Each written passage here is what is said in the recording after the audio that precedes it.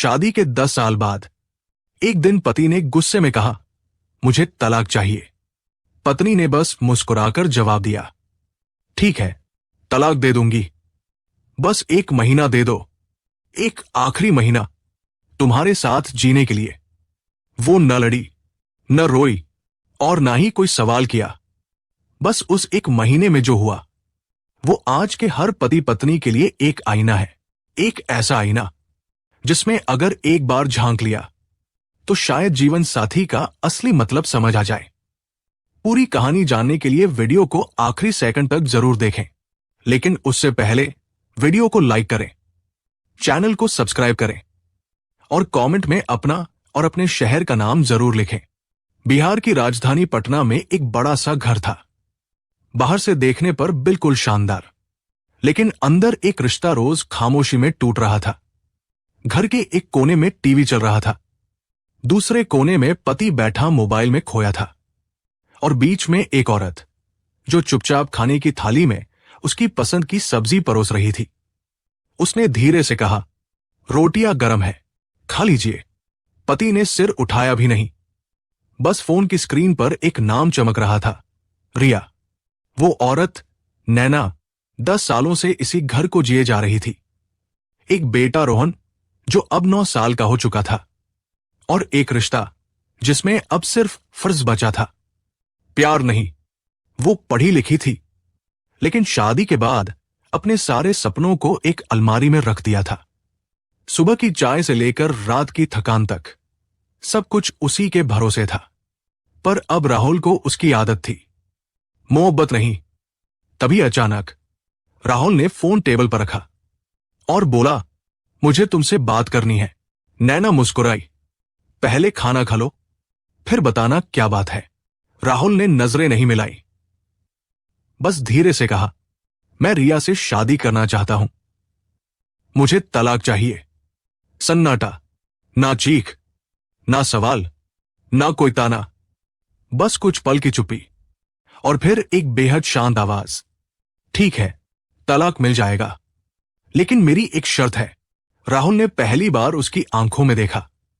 कौन सी शर्त? बस 1 महीना दे दो, एक आखिरी महीना जिसमें तुम वैसे ही रहो जैसे शादी के पहले साल थे।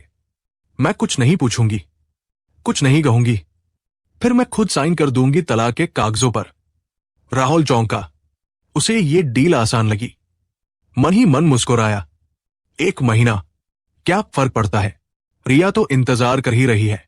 उसने हामी भर दी और अगले ही दिन से नैना ने वो रिश्ता जीना शुरू कर दिया जो उसके लिए कभी सिर्फ एक सपना था और राहुल के लिए अब बीते वक्त की याद। सुबह की पहली किरण खिड़की से कमरे में उतरी। राहुल की आंखें खुली और सामने वही मुस्कुराती नैना थी, हाथ में अदरक वाली चाय, जैसे हर सुबह होती थी शादी के शुरुआती दिनों में। उसने धीमे से कहा, जल्दी उठिए, आपकी शर्ट प्रेस कर दी है, आज वो नीली वाली पहनिएगा जो आपको सबसे ज्यादा फपती है। राहुल हैरान था। उसे याद आया, अब तो वो ना नैना की बातों पर ध्यान देता था, ना उसकी पसंद नापसंद की परवाह करता था। लेकिन आज कुछ अलग था, कुछ ऐसा जो दिल को कहीं गहराई तक छू रहा था। टेबल पर अखबार रखा था, ब्रेकफास्ट वही, उसकी पसंद का, बिल्कुल परफेक्ट स्वाद। और जब वो ऑफिस जाने लगा, नैना दरवाजे तक आई, हल्की मुस्कान के साथ बोली, जल्दी लौटिएगा, मैं इंतजार करूंगी। राहुल ठिठका, ये सब इतने सालों बाद? शाम को जब घर लौटा तो रोहन होमवर्क कर रहा था और नैना बैठी थी, हाथ में वही पुरानी किताब जिसे वो शादी के वक्त पढ़ा करती थी। राहुल ने ध्यान से देखा, कमरे में वही गुलाब की हल्की खुशबू थी, सजी संवरी नैना, आंखों में चमक और चेहरे पर वही पुरानी शांति। खाने की टेबल पर बैठते हुए राहुल ने पूछा, आज कुछ खास? नैना मुस्कुराई, तुम हो, यही सबसे खास है। राहुल को समझ नहीं आ रहा था, जिस औरत को वो छोड़ने वाला है वो इतनी खुश कैसे हो सकती है। हर दिन अब जैसे कोई कहानी बन गया था। वो पुराना प्यार, पुरानी बातें, पुराने गाने और उन सब के बीच एक नई खामोशी जो अब राहुल के अंदर दस्तक देने लगी थी। एक दिन बारिश हो रही थी। बिजली फिर चली गई, मोमबत्ती जलाई गई और नैना धीमे से बोली, याद है, शादी की पहली रात भी ऐसा ही मौसम था। राहुल हंस पड़ा, हाँ, और तुम डर रही थी। नैना धीरे से उसकी ओर देखती है। आज भी वैसे ही गोद में उठाओगे? राहुल की हंसी रुक गई। उसने कुछ नहीं कहा, बस चुपचाप आगे बढ़ा और नैना को गोद में उठा लिया। कमरे की दीवारों ने वो सब देखा जो शायद दो शरीर नहीं, दो आत्माएं महसूस कर सकती थी। राहुल अब बदलने लगा था। वो हर सुबह नैना की आंखों में कुछ तलाशता। हर रात जब रिया का फोन बजता, वो अब नहीं उठाता। एक रात राहुल बालकनी में चुप बैठा था। नैना पास आकर बैठ गई। आजकल कुछ उलझे से रहते हो? राहुल ने बस सिर झुका लिया। नहीं, बस थोड़ा थका हुआ हूं। नैना ने कुछ नहीं पूछा। वो जानती थी कुछ सवाल चुप रहकर भी पूछे जा सकते हैं। और उसी रात राहुल ने पहली बार रिया को कॉल नहीं किया। सुबह का समय था। नैना किचन में खड़ी थी, माथे पर पसीना, हाथ में बेलन, लेकिन चेहरे पर वही शांति, वही अपनापन। राहुल चुपचाप दूर से उसे देख रहा था।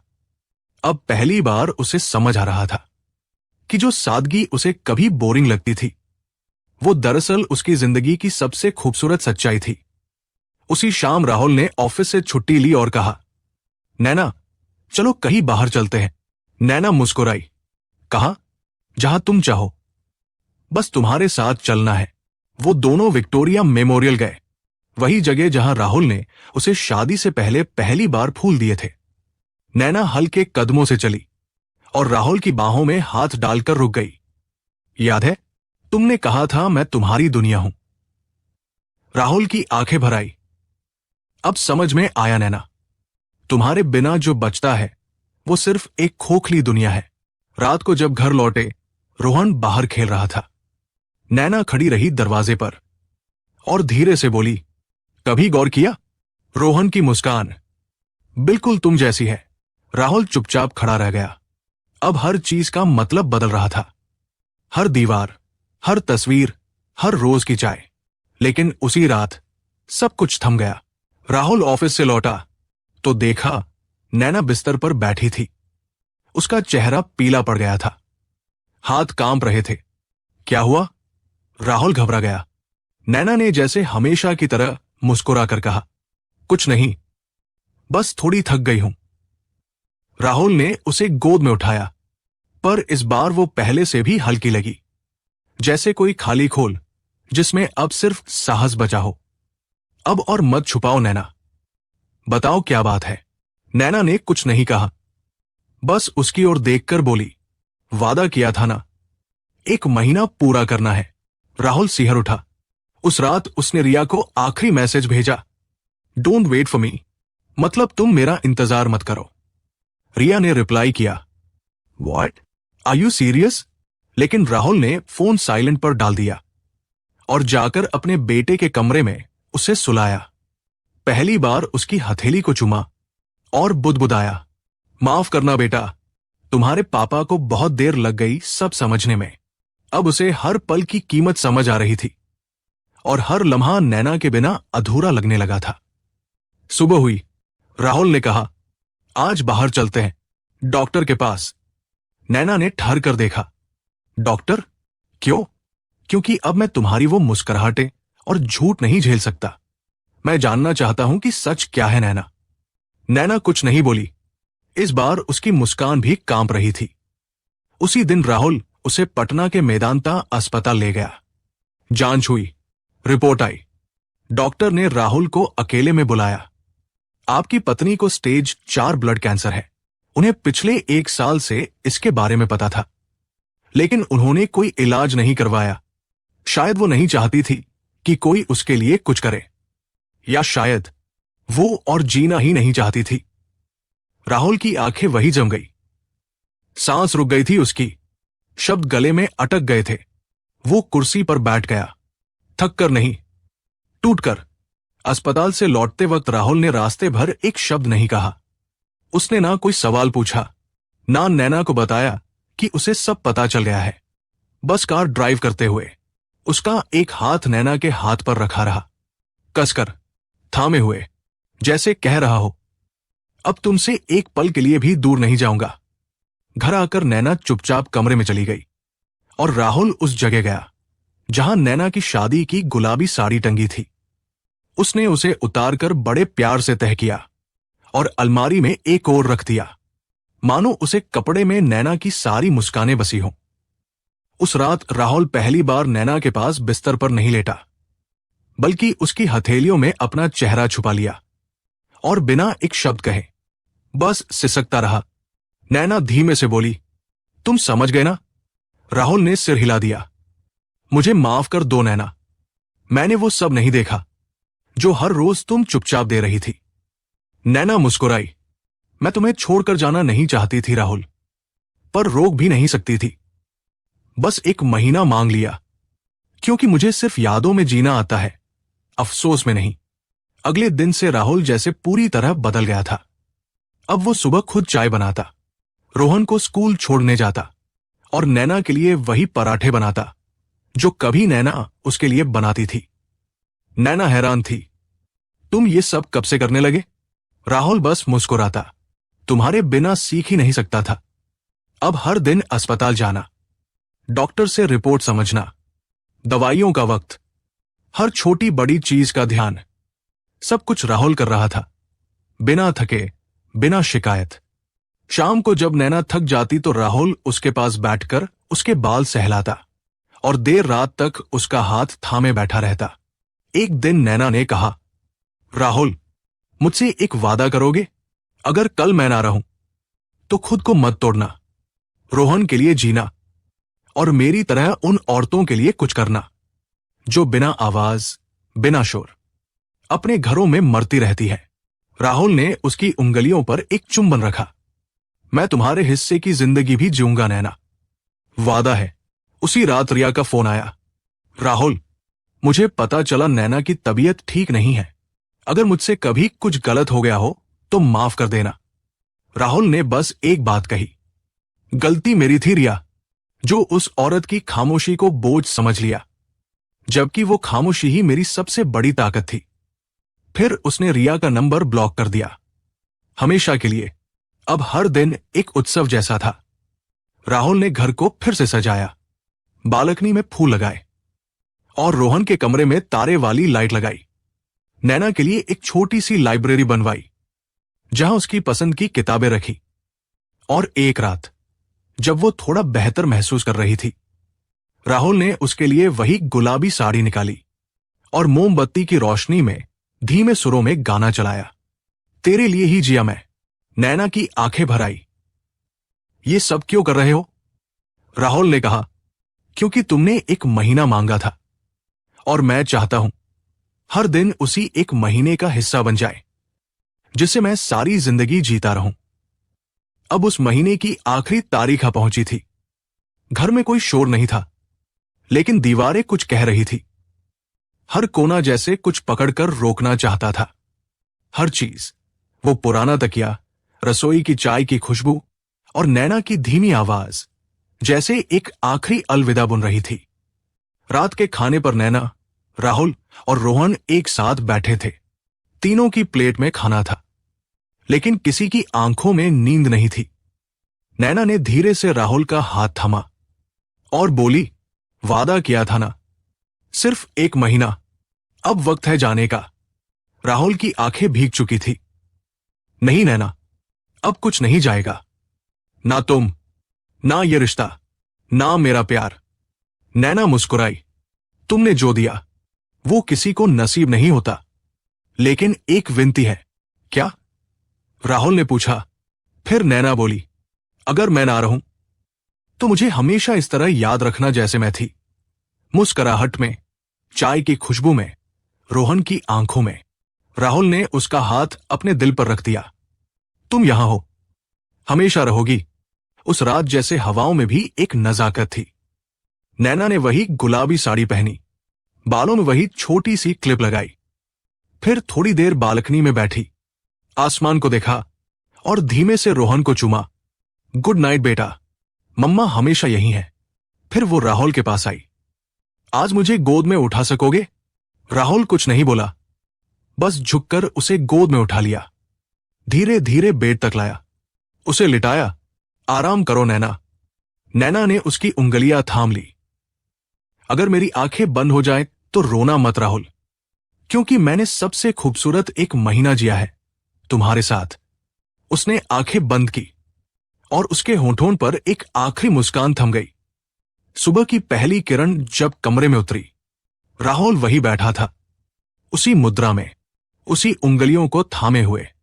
पर अब नैना सांस नहीं ले रही थी। वो जा चुकी थी, शांति के साथ, प्रेम के साथ और उस पूर्णता के साथ जिसे कोई पत्नी सिर्फ समर्पण से हासिल कर सकती है। राहुल चीख नहीं सका, बस उसके सिर को अपने सीने से लगाया और फूट फूट कर रो पड़ा। दोपहर तक घर में रिश्तेदार भरने लगे थे। हर दीवार पर फूल थे, लेकिन उस घर की आत्मा चली गई थी। राहुल ने एक सफेद गुलदस्ता बनवाया जिस पर लिखा था, मेरी सबसे प्यारी नैना, तुम सिर्फ मेरी पत्नी नहीं, मेरी पूरी दुनिया थी। नैना के जाने के बाद रसोई से खुशबू आनी बंद हो गई, बालकनी की तुलसी मुरझा गई और राहुल, जो कभी वक्त की कमी की बात करता था, अब हर वक्त सिर्फ रोहन के साथ रहता। हर रात नैना की फोटो के सामने बैठता, चुपचाप कुछ कहता और खुद ही सुन लेता। एक दिन रोहन ने पूछा, पापा, मम्मा जब तारा बन गई है तो क्या अभी हमें देख रही है? राहुल ने आंखें पोंछी। हाँ बेटा, मम्मा अब हमारी गार्डियन एंजल है और जब भी हम कुछ अच्छा करेंगे वो तारा और ज्यादा चमकेगा। उस दिन राहुल ने नैना की गुलाबी साड़ी को अपनी अलमारी में तह कर रखा और उसके पास एक चिट्ठी छोड़ दी। तुमने मुझे जीना सिखाया नैना, अब मैं तुम्हारे हिस्से की जिंदगी भी जीऊंगा। राहुल ने अपनी नौकरी छोड़ दी और एक नया सफर शुरू किया। एक प्रोजेक्ट कैंसर केयर होम के लिए, जहां वो उन औरतों के लिए एक सेंटर बना रहा था जो अपने दर्द को अकेले झेलती थी, बिना शोर, बिना सहारा। उस प्रोजेक्ट का नाम उसने रखा नैना स्पर्श। उद्घाटन के दिन जब राहुल मंच पर खड़ा हुआ तो बस एक बात कही, मैंने अपनी जिंदगी की सबसे बड़ी भूल तब की जब मैंने एक औरत की खामोशी को उसकी कमजोरी समझ लिया। लेकिन उसी चुप मोहब्बत ने मुझे वो सिखाया जो कोई किताब, कोई रिश्ता, कोई समाज नहीं सिखा सकता। तालियां गूंजी, लेकिन राहुल की आंखें आसमान की ओर थी, जहां शायद कोई तारा अब भी मुस्कुरा रहा था। रात को राहुल रोहन को लेकर छत पर गया। देखो बेटा, वो जो सबसे चमकता तारा है ना, वो तुम्हारी मम्मा है। रोहन ने आसमान की ओर देखा। और जब हम अच्छा करेंगे तो वो और ज्यादा चमकेगा ना पापा? राहुल ने उसकी उंगलियां थाम ली। बिल्कुल बेटा।